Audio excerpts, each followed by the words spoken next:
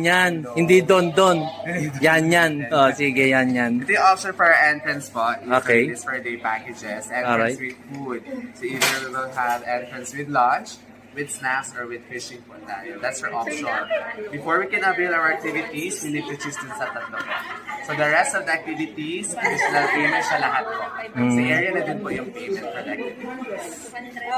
Okay. So, yung sakay, magkano? For the tour, pag weekdays, from Monday to Friday, rate is 300. Okay. For weekends, 330. Since we have performer sa second stopover natin for the tour. Okay. So, how many minutes or hour going around? For the tour, it will take 45 minutes po to 1 hour. Including na yung tatlong stopover for picture taking. Alright. Ang food lang sa harap, bayad na 300 entrance. Sa baba po.